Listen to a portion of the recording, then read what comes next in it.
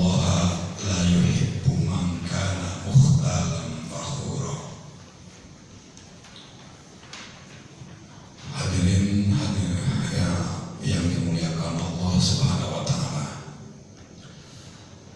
Mengawali pertemuan kita ini, marilah kita sama-sama memanjatkan puji serta syukur kehadirat Allah Subhanahu wa taala, yang mana karena kudrat serta iradatnya kita semua masih bisa menggerakkan anggota badan kita, masih bisa melangkahkan kedua kaki kita untuk menuju ridho serta maghfirah Allah Subhanahu wa taala dalam rangka silaturahmi sekaligus kita thalabul ilmi. Mudah-mudahan hidayah yang telah tertancap kuat dalam jiwa kita oleh Allah Subhanahu wa taala tidak dicabut kembali. Tentunya harapan kita hidayah, inayah serta taufik yang telah tertancap kuat dalam jiwa kita oleh Allah Subhanahu wa taala senantiasa ditanamkan lebih kuat supaya kita dalam mengarungi kehidupan di alam dunia ini ada dalam ridho serta maghfirah Allah Subhanahu wa taala. Hadirin jamaah yang dimuliakan Allah Subhanahu wa taala, manusia adalah makhluk yang diistimewakan dalam keberadaannya di muka bumi ini. Tentunya dibedakan dengan makhluk-makhluk yang lainnya, diciptakan manusia bukan hanya untuk hidup, namun juga untuk beramal.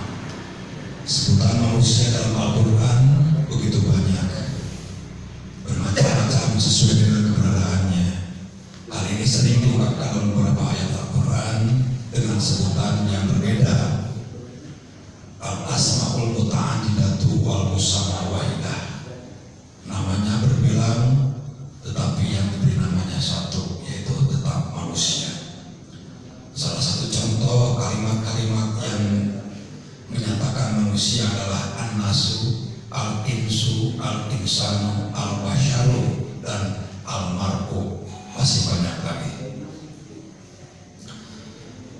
Hadirin jamaah yang dimuliakan Allah Subhanahu wa taala, manusia tentunya diciptakan oleh Allah Subhanahu wa taala untuk beramal. Dan beramal bukan hanya sekedar bekerja, sebab ada kalanya satu jenis pekerjaan dilakukan oleh hewan. Maka dalam hal ini secara mutlak manusia pun termasuk jenis hewan. Dalam bahasa Al-Quran, ungkapan pekerjaan biasa diungkapkan dengan kata al-fi'lu, bukan kata al-amalu. Dan al-amalu adalah pekerjaan yang dilakukan oleh hewan secara mutlak, oleh yang dikerjakan. Pekerjaannya diungkapkan dengan al-amalu. Hal ini menunjukkan bahwa proses satu jenis pekerjaan bagi manusia itu bertahap. Tahap pertama disebutnya ada al-khatiru, tentunya yang terlintas melalui pendengaran kita, melalui penglihatan kita. Maka itu yang terlebih dahulu masuk kepada akal pikiran kita melalui mata, pendengaran. Itu disebutnya adalah al-khatiru. Kemudian tahapan yang kedua disebut al-iradatu, yaitu yang merupakan dorongan keinginan untuk mewujudkan atau meninggalkan satu pekerjaan hasil dari masukan sebelumnya.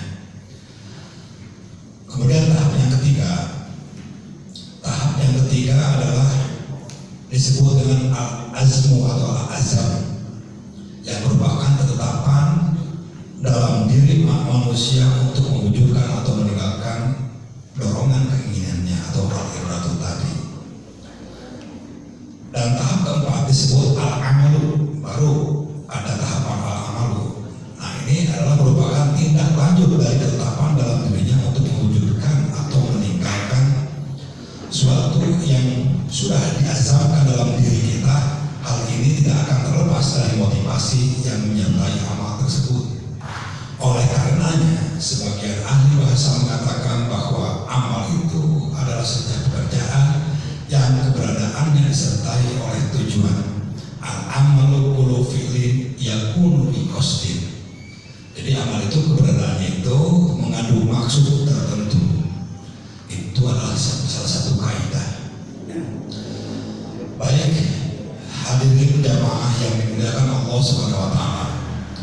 Pada pertemuan kali ini bahasan ibadah adalah sangat universal, sangat luas sekali, bukan hanya ta'abudi secara vertikal kepada Allah Subhanahu wa taala, tetapi yang namanya ibadah itu secara horizontal pun itu ada. Hal ini dalam mukadimah saya dikatakan bahwa di dalam Quran surat An-Nisa ayat 36 di dalam makalah coba bisa dilihat. Di dalam Al-Quran surat An-Nisa ayat 36 Allah Subhanahu wa taala mengungkapkan wa'budullaha wa la tusyriku bihi syai'an wa bil walidaini ihsana wa bidzil qurba wal yatama wal masakin wa jaril qurba wa jaril junubi wa sahibi bil janni wa ibnis sabil wa ma malakat aymanukum innallaha la yuhibbu man kana mukhtalan fakhura. Hal ini di dalam kitab Fathul Bari, maka Imam Bukhari dalam sahihnya, di dalam kitabnya menempatkan kalimat ini ada atau ayat Al-Quran ini sebagai pokok bahasan untuk membahas tentang ta'abudi baik secara vertikal kepada Allah Subhanahu wa taala ataupun secara horizontal.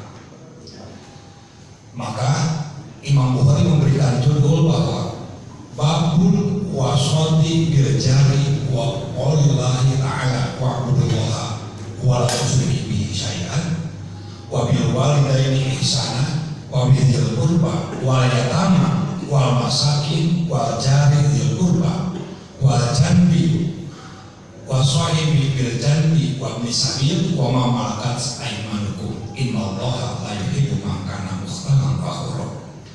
Ini ayat Al-Quran menjadi sandaran oleh Imam Bukhari dan dibahas secara menyeluruh di dalam kitab Fathul Bari bahwa bab ini adalah tentang wasiat Allah Subhanahu wa taala kepada Rasulullah SAW bagaimana memuliakan Allah Subhanahu wa taala, bagaimana cara beramal kepada Allah Subhanahu wa taala yang disebut dengan ibadah, dan bagaimana cara beramal atau ibadah kepada selain kepada Allah Subhanahu wa taala, yaitu secara horizontal nanti.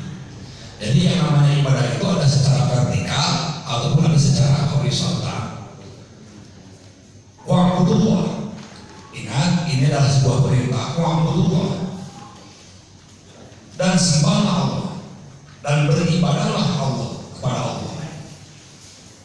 Ini menunjukkan perintah Allah Subhanahu wa taala, bagian-bagian daripada ibadah kepada Allah Subhanahu wa taala oleh Allah dalam Al-Quran surat Al-An'am ayat 36 ini akan dirinci bagaimana yang bisa menyebabkan manusia beramal dan mengakibatkan sebuah ibadah. Wala tusyriku bihi syai'an, dan janganlah kalian menyekutukan Allah dengan sesuatu pun. Satu, perintah beribadah. Dua, larangan untuk menyekutukan Allah Subhanahu wa taala. Murnikan ibadah kita, murnikan amalan kita hanya untuk Allah Subhanahu wa taala, tidak lain dan tidak bukan untuk makhluk yang lain atau tuhan-tuhan yang lain. Jadi di sini tidak ada Tuhan yang lain, tidak ada makhluk yang lain yang harus disembah, yang harus diibadahi kecuali Allah Subhanahu wa taala. Nah, maka oleh karena itu rincian ibadah itu atau bagian daripada ibadah itu salah satunya adalah wabil walidaini ihsana, berbuat baik kepada kedua orang tua itu adalah bagian daripada ibadah kepada Allah Subhanahu wa taala. Syariatnya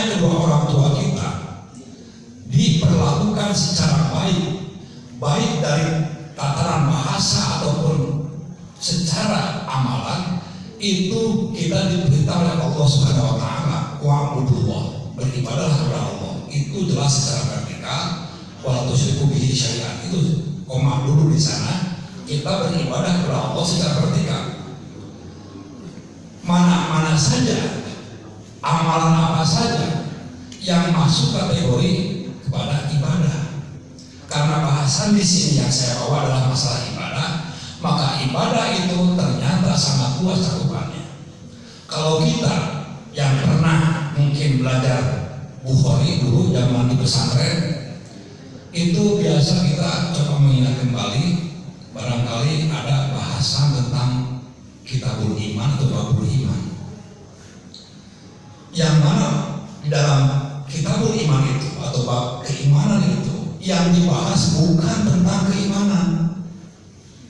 Semua bahasan tentang bab keimanan itu adalah bahasannya adalah tentang keislaman seseorang. Bisa dilihat coba nanti di Bukhari atau dalam kalau punya aplikasi ensiklopedia hadis itu ada, bisa dilihat dari hadisnya banyak sekali. Itu tentang Imam Bukhari menempatkan kitabul iman atau babul iman itu bahasannya adalah tentang keislaman. Kenapa? Maka di sini akan timbul pertanyaan, kelah mana iman dan Islam? Gitu. Nah ini adalah satu hal yang dipakai oleh sekelompok orang untuk dijadikan sebagai landasan pokok bagi pengajarannya atau pelajarannya, dipakai landasan pokok ataupun sebagian orang nanti akan melaksanakan sebuah berita itu berdasarkan ini tentang keimanan dulu atau tentang keislaman dulu. Penciptaan manusia diciptakan oleh Allah Subhanahu wa taala, kemudian gelar ke dalam dunia apakah Islam dulu atau iman dulu, semuanya berbarengan sebetulnya. Karena yang bahasan iman itu adalah keislaman. Keislaman itu adalah wujudnya, tetapi tentang keimanan adalah tentang hakikat atau kejiwaannya. Maka di sini bisa dipastikan bahwa yang namanya ibadah itu harus sinkron antara al-khatiru, al-iradatu, al-azamu dan al-amalu. Itu harus ada kesinkronan, harus ada keselarasan, harus ada saling menguatkan antara ucapan dengan amal itu, dengan ketetapan hati itu harus sinkron. Itu yang disebut dengan al-amalu atau ibadah kepada Allah Subhanahu wa taala. Hadirin jamaah yang dimuliakan Allah Subhanahu wa taala, wa'budullah wa la tusyriku bihi syai'an. Sub daripada ibadah kepada Allah Subhanahu wa taala itu adalah salah satunya berbuat baik kepada kedua orang tua. Di dalam Al-Qur'an surat Al-Isra ditetapkan, wa qadha rabbuka alla ta'budu illa iyyahu wa bil walidaini ihsana. Wa qadha di sini adalah Allah telah mewajibkan berbuat baik. Artinya berbuat baik kepada kedua orang tua itu adalah salah satu bagian daripada ibadah kepada Allah. Nah ini secara horizontalnya. Pertama, wabil walidaini ihsana, wabil qurba, dan kepada kerabat yang dekat. Kepada kerabat yang dekat juga itu adalah bagian daripada ibadah kepada Allah Subhanahu wa taala. Kemudian waliyatama, dan kepada memperlakukan anak yatim dengan baik, itu pun bagian daripada ibadah kepada Allah Subhanahu wa taala. Kemudian juga wal masakin, berbuat baik dengan cara memberi kepada fakir miskin juga itu adalah bagian daripada ibadah kepada Allah Subhanahu wa taala. Wal jari dzil qurba, dan tetangga yang dekat. Nah, nanti akan dibahas tetangga yang dekat itu seperti apa yang disebut dengan tetangga, siapa saja kategori yang disebut dengan tetangga itu nanti akan ada bahasannya. Kemudian wasahibil wajaril junubi, tetangga yang dekat, tetangga yang jauh. Ada tetangga yang dekat, ada tetangga yang jauh. Wasahibil janbi, teman sejawat.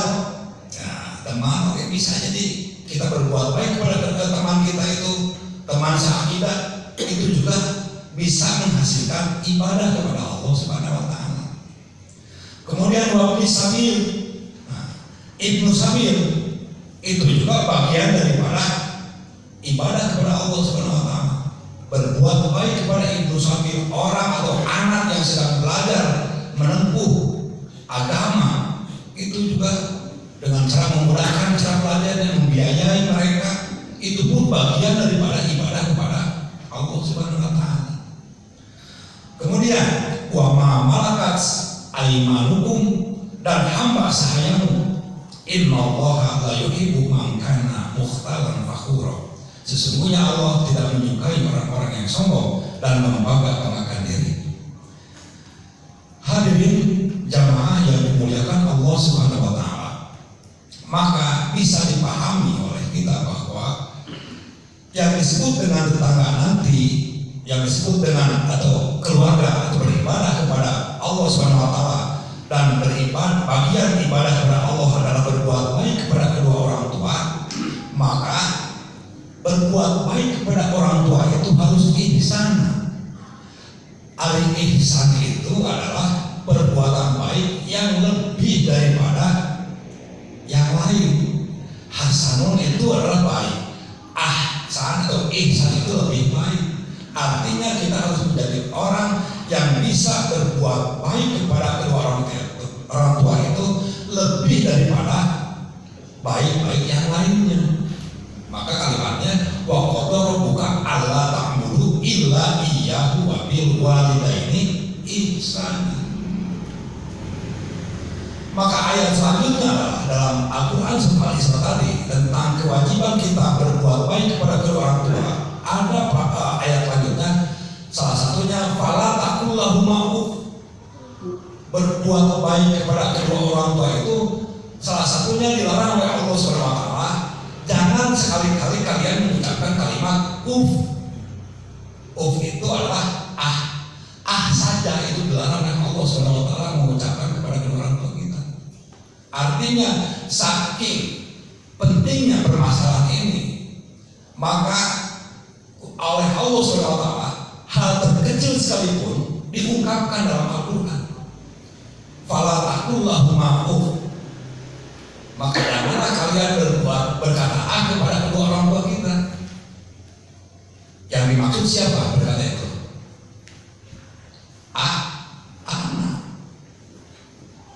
Nah, anak yang dimaksud di dalam Al-Quran ini bukan anak usia belajar seperti usia TK, usia SD. Karena mereka itu belum kenal taklif, belum balik, tidak mengerti apa perkataan apakah menimbulkan dosa atau tidak. Karena larangan itu akan menyebabkan dosa. Fala taqul lahuma uff. Larangan itu akan menyebabkan dosa.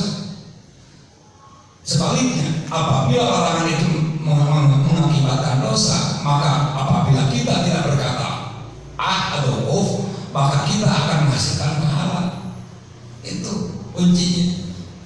Yang dimaksud anak di sini sekali lagi bukan anak usia sedang belajar, tetapi anak yang dimaksud dalam Al-Quran adalah anak anu geus boga anak atau anak anu geus boga akal balik. So, dititah orangku kolot atau aya permasalahan mah ngomong sageunahna kadua kolot urang. Aing mah dan sebagainya itu bermasalah.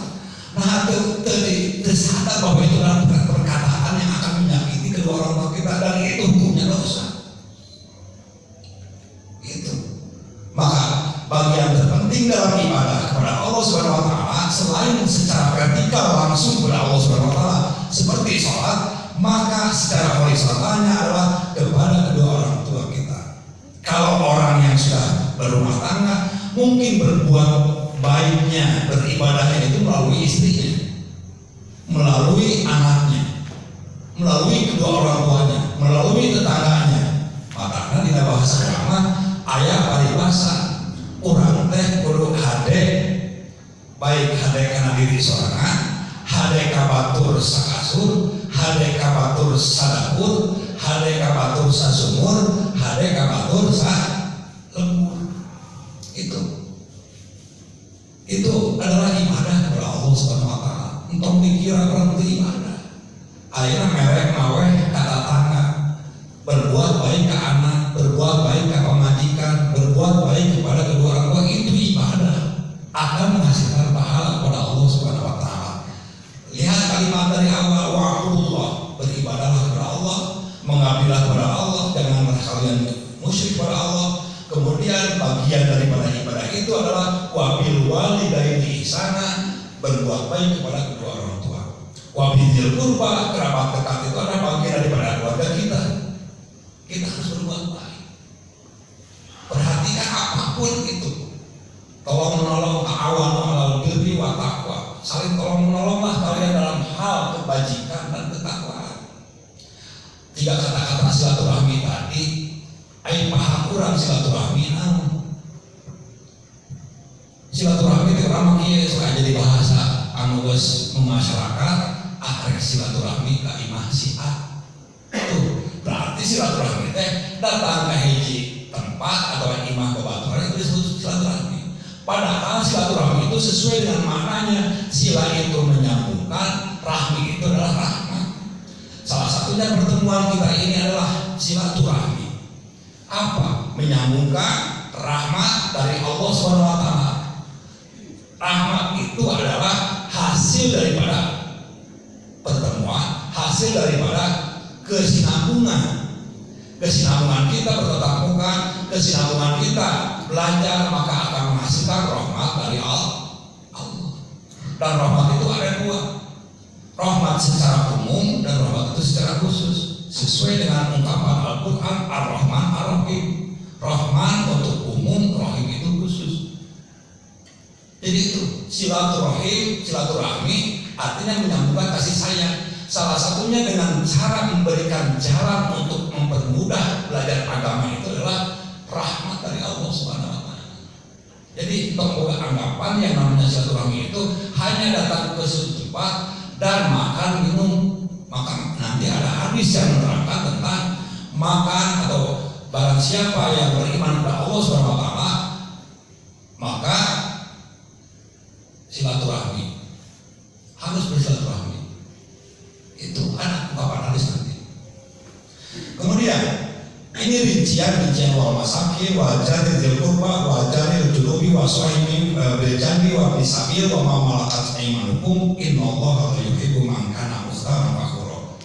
Salah satu dari bahasan kitab Bukhari tadi tentang kitabul iman itu yang menyebabkan orang mendapatkan atau menjadikan sebuah ibadah itu ada kurang lebih 60 cabang, dan salah satunya rasa malu itu bagian daripada keimanan, bagian daripada ibadah. Jadi 60 cabang itu bukan batasan, tetapi banyak sekali yang menyebabkan orang beriman itu sehingga bisa melaksanakan ibadah kepada Allah SWT itu banyak sekali ibadah-ibadah yang secara horizontal harus dilakukan oleh Allah SWT kepada Allah SWT. Rasulullah SAW diutus ke dunia ini oleh Allah SWT tidak lain hanya untuk membenahi akhlak manusia. Innama bu'istu liutammima makarimal akhlak. Itu misi Rasulullah SAW untuk membenahi akhlak. Dan akhlak itu bukan tentang wujud manusia, tetapi akhlak itu tentang kejiwaan manusia. Sebab tentang wujud manusia itu nanti manusia akan bisa menyikapi dengan sendirinya. Ketika manusia itu sedang kedinginan, orang berbeda-beda cara untuk menghangatkan diri. Ada yang menyalakan api dan membakar kayu bakar supaya hangat. Ada juga yang membuat selimut supaya hangat badan, dan seterusnya. Banyak sekali cara untuk menghangatkan diri. Itu urusan jasad, orang pasti bakal mencari dengan sendirinya. Tetapi urusan kejiwaan kita tidak bisa serta-merta dengan sendiri kita bisa mencari. Tentunya harus berdasarkan Al-Quran dan Sunnah Rasulullah SAW. Hadirin jamaah yang dimuliakan Allah Subhanahu wa taala. Kenapa demikian? Sehingga Rasulullah SAW sangat ditekankan sekali tentang wasiat yang datang dari Allah melalui malaikat Jibril. Salah satunya adalah tentang hadis dari Aisyah. An Aisyah ta'ani Nabi sallallahu alaihi wasallam, mazala Jibril yusini bil jari hatta dzanantu annahu sayuwiratuhu. Dari Aisyah, dari Nabi sallallahu alaihi wasallam bersabda, Jibril tidak henti-hentinya berwasiat kepadaku tentang tetangga sehingga aku mengira sesungguhnya dia akan menjadi atau menerima waris. Yang jadi bahasa pokok di dalam bab ini adalah tentang bagaimana kita berbuat, beramal, bertindak kepada tetangga kita. Nanti akan ada rincian apa yang disebut dengan tetangga itu. Nah, dengan yang disebut dengan tetangga ini dalam nomor 3 dijelaskan wasmul jari yashmulul muslima wal kafiro wal amida wal fasiko wasabiko wal aduwa wal qariba wal baladiya wal nafi'an wal dharra wal qariba wal ajnabiyya wal aqraba dharon wal ab'ada. Yang disebut dengan tetangga itu adalah sebutan tetangga itu mencakup pertama muslim, kafir, ahli bid'ah, yang fasik, teman, musuh, orang asing, penduduk setempat, yang bermanfaat, yang madorot, yang dekat, yang jauh, dan yang paling dekat pintunya atau jauh. Dan itulah disebut tetangga. Nanti kita pada waktunya akan beribadah kepada mereka semua. Bagaimana caranya nanti dikelompokkan? Yang namanya tetangga itu seperti apa? Kemudian selanjutnya, al-jiron salah satu jarun lahu hakun, wahwal musyriku lahu hakul jiwa wa jarun lahu hakoli, wahwal muslim lahu hakul jiwari wa hakul islam, wa jarun lahu salah satu hukuk muslimun lahu rahimun lahu hakul jiwari wal islami warahimi. Yang dimaksud dengan tetangga itu adalah 3 macam. Tetangga yang punya satu hak, yaitu orang kufur, dia hanya mempunyai hak sebagai tetangga saja. Tetangga yang mempunyai 2 hak ada, yaitu muslim, dia mempunyai 2 hak sebagai tetangga dan hak keislamannya. Nyata tetangga, nyata Islam, 2 hak.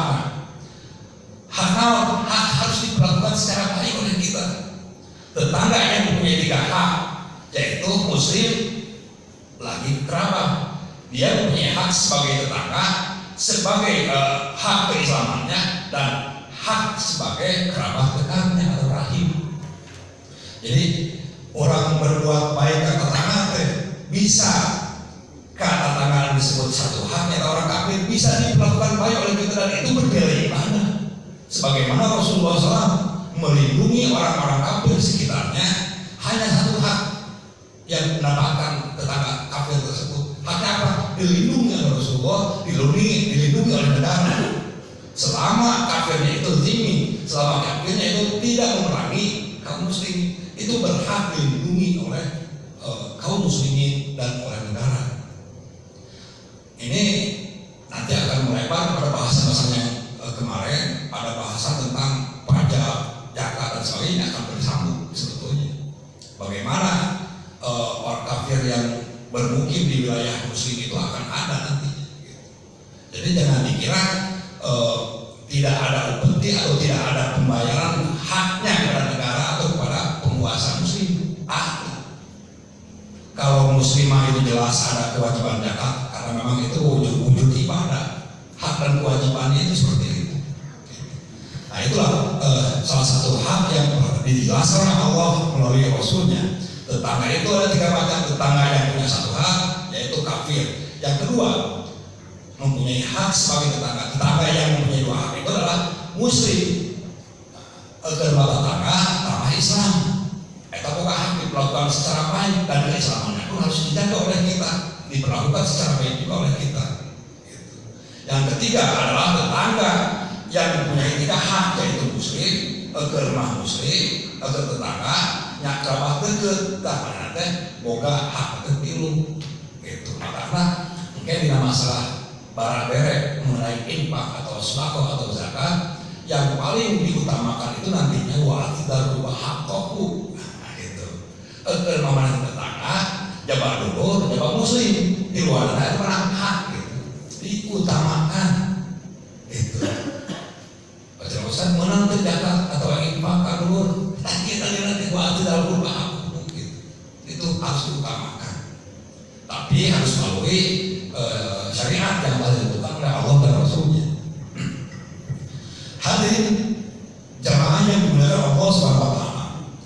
Kemudian qala Syekh Abu Muhammad bin Abi Jamrah, hibdul jari min kamalil iman. Syekh Abu Muhammad bin Abi Jamrah berkata, memelihara ketetanggaan adalah di antara kesempurnaan iman. Nah, ini yang dimaksud. Nanti dalam hadis-hadis yang lain akan ada yang menerangkan tentang orang akan berdosa ketika tetangganya tidak aman dari gangguannya, baik mulutnya atau tindakannya. Itu yang akan jadi dosa. Kenapa? Karena kebalikan daripada dosa itu adalah pahala yang diterangkan tadi seperti tadi, bahwa ketika kita memperlakukan tetangga kita, ketika kita memperlakukan kedua orang tua kita, ketika kita memperlakukan kerabat kita, ketika kita memperlakukan anak yatim dengan cara yang baik, maka akan mengakibatkan pahala. Nanti di bab yang lain akan ada bab tentang dosa orang yang menyebabkan tetangganya tidak aman dari gangguan mulut dan amalannya. Bisa jadi nanti tetangga teh dijon-jon ningali eta jelema lantaran menyakiti melalui mulutnya atau melalui tindakannya, itu dosa. Maka balikan dosa itu harus diperlakukan baik, yaitu mendapatkan pahala. Saking hebatnya Islam memperhatikan tentang ibadah, dan itu adalah bagian daripada cabang keimanan. Memperlakukan tetangga itu salah satunya adalah bagian daripada keimanan. Keimanan itu yang dibahas dalam kitab Bukhari tadi itu menerangkan tentang keislaman. Kenapa? Karena iman adalah Islam, Islam adalah iman. Kalau kita bisa melihat ciri daripada keislaman, keimanan seseorang itu bisa dilihat dari sholatnya. Berarti jika ada orang yang beriman dia tidak melaksanakan sholat, itu artinya imannya tidak sempurna. Ada orang yang beriman tidak sholat? Ada tidak? Ayo tuh. Jelema anu iman tapi tidak sholat, jelema iman tapi tidak zakat, jelema iman tapi tidak saum. Ayo tuh. Ada iman apa? Iman benar. Oh, percaya. Iman itu mempercayai atau percaya. Nah, dikira jelema anu tara sholat, jelema anu tara zakat, jelema anu tara saum ketika lebaran mana gitu. Lebaran. Ya, eta boga iman berarti karena manehna nganggap agama teh Islam. Boga iman artinya kan sebatas meyakini saja, tidak berdasarkan amal. Kalau rukun iman itu ada berapa? Hiji imankah Allah, dua imankah Rasul, tilu imankah dua imankah malaikat, tilu imankah kitab, opat imankah Rasul, lima imankah poe kiamat, genap imankah nagodoh ya. Tuh rukun iman genap. Ya, iman teh, iman ke Allah, iman ke kitab, iman ke malaikat, iman ke kitab, iman ke Rasul, iman ke poe kiamat, iman ke nakodo je. Tah, iman teh percaya. Ari percaya kana eta kabeh ge sok tingali. Jelema anu mabok kelayongan tempo kurban, anu ditato, anu ieu nyahoan nanti diselamatkeun teh. Boga iman percaya ka Allah mah teh. Ngan teu ngalaksanakeun amal, teu ngalaksanakeun syariat. Makana ciri anu iman sempurna teh salah sahina salat. Dan ciri daripada keimanan seseorang itu zakat. Ciri keimanan seseorang itu akrim dari pakat, menghormatan. Ciri dari keimanan seseorang itu adalah menjaga kemaluan, tidak menempatkan kemaluan bukan pada haknya. Ciri daripada keimanan seseorang itu adalah berbuat baik kepada kedua orang tua. Tuh salah satunya itu. Jadi sangat luas sekali cakupannya. Maka oleh karena itu bahasan yang tadi oleh Syekh Muhammad disimpulkan bahwa memelihara ketetanggaan adalah di antara kesempurnaan iman. Itu hanya satu bagian saja dari ayat tadi, karena ada sub-sub yang lain. Pertama, wabil walidaini ihsana wabil qurba wal yatama wal masakin wa jaridil qurba. Terus tetangga dekat, tetangga jauh, tetangga kafir, tetangga musyrik itu disebutkan di dalam Al-Quran dan dirinci oleh Rasulullah SAW secara tepat. Maka Rasulullah SAW mengucapkan sesuatu itu tidak berdasarkan nafsu, tapi ucapan Rasul itu berdasarkan apa? Ucapan Rasul, ungkapan Rasul itu berdasarkan apa? Wahyu. Ada wahyu yang sudah lupa. Apa? Ada wahyu OS, ada wahyu din. Bukan itu. Wahyu ada dua. Pertama wahyu matlubun yang dibacakan. Ada wahyu ghair matlubin, wahyu yang tidak dibacakan. Yang dibacakan apa? Yaitu Al-Quran melalui Allah kepada malaikat Jibril, dibacakan kepada Nabi Muhammad, dibacakan dan tidak dirubah. Redaksinya, kata-katanya semua dari Allah. Itu seperti itu. Itu wahyu matlubu. Kalau wahyu ghair matlubin itu wahyu yang datang dari Allah tapi hanya globalnya saja. Dirinci oleh Rasulullah dengan bahasa Rasul. Gitu. Ingat, Rasul itu tidak berkata, Rasul itu tidak mengungkapkan selain daripada wahyu dari Allah Subhanahu wa taala. Beda dengan ucapan-ucapan yang biasa sehari-hari. Kalau berdasarkan ucapan tadi melalui wahyu dari Allah Subhanahu wa taala, baik secara global, baik secara matlubun atau ghair matlubin, itu benar-benar wahyu. Maka para sahabat pada saat zaman Nabi Muhammad SAW, ketika perang saja Nabi Muhammad SAW membuat tenda, para sahabat bertanya, apakah ini berdasarkan wahyu? Kalau berdasarkan wahyu, saya tidak akan melanggarnya. Tapi kalau berdasarkan ilmu pengetahuan Nabi Muhammad saja, saya akan beritahukan bahwa membuat kemah di tempat ini adalah salah atau kurang tepat. Itu. Maka jawab Rasul, ini bukan wahyu dari Allah, tapi ini hanya pengetahuan saya berbuat tenda di sini. Artinya para sahabat memberikan masukan supaya jangan membuka tenda di tempat tersebut karena alasannya mungkin jauh dari air dan sebagainya. Itu intinya. Jadi Rasul itu tidak mengucapkan, tidak mengamalkan sesuatu yang bukan dari wahyu Allah Subhanahu wa taala. Jadi wa ma yantiqu 'anil hawa in huwa illa wahyu yuha. Jadi Rasul itu mengucapkan bukan karena nafsunya, bukan karena kehendaknya, tapi karena wahyu dari Allah Subhanahu wa taala. Maka disebutlah yang disebutkan ghair matlubin itu yang sekarang kita bahas adalah itulah sunnah atau hadis gitu. Yang ghair matlubin, yang matlubun Al-Quran gitu. Yang matlubun Al-Quran, tapi yang ghair matlubin mah yang disebut dengan sunnah atau hadis.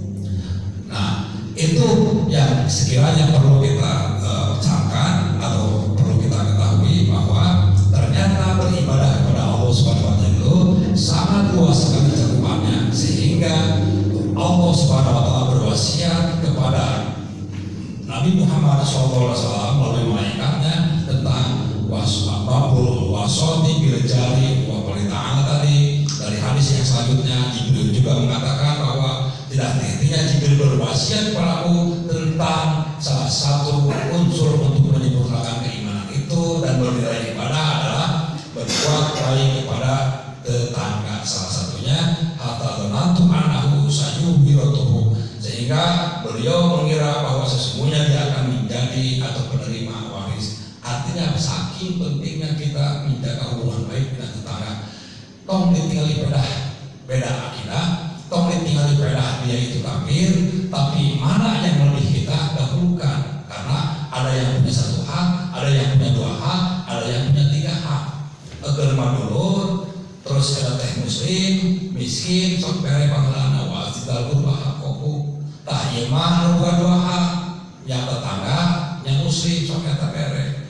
Misalkan itu sudah terlunasi atau itu sudah tertunaikan, orang kafir sekalipun dia itu kafir, berilah kebaikan, perlakukanlah kebaikan dari kita.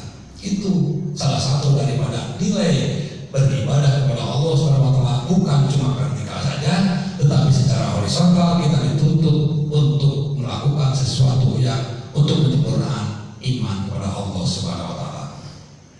Hadirin jamaah yang dirahmati Allah SWT, maka oleh karena itu mudah-mudahan dari ayat Al-Quran tadi, Quran surat An-Nisa ayat 36, rincian ibadah itu ternyata sangat banyak, dan kita apabila gali dalam kitab Bukhari, Sahih Bukhari, barangkali masih ada yang ingat tentang pelajaran Bukhari.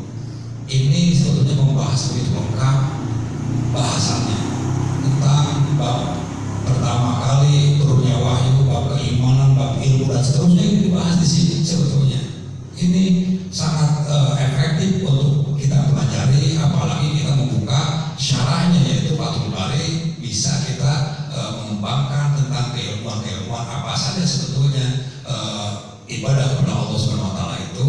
Dan ini adalah kalau kita lihat nanti efek daripada tanda-tanda akhir zaman, dan untuk menjadi solusi kita keluar daripada azab Allah SWT, keluar dari fitnah Allah SWT, salah satunya menjalankan sunnah Rasulullah yang mengakibatkan atau bernilai ibadah kepada Allah dan bernilai pahala kepada kita semua. Salah satunya berbuat baik kepada kedua orang tua, berbuat baik kepada tetangga, berbuat baik kepada yang lainnya, banyak sekali. Mudah-mudahan ini hanya global saja, barangkali selebihnya kita bisa berdiskusi tentang apa-apa yang tadi saya ungkapkan dalam Al-Quran An-Nisa ayat 36, dan sekaligus tentang rinciannya tentang itu apa, kedua orang tua bagaimana berbuatnya, kita bisa diskusikan setelah beresnya tausiah ini. Mudah-mudahan apa yang saya ungkapkan ini sedikit banyak bisa membuka tabir dalam pikiran kita bahwa ternyata ibadah itu sangat luas cakupannya. Mudah-mudahan bermanfaat bagi kita semua. Aku qouli hadza wa astaghfirullah.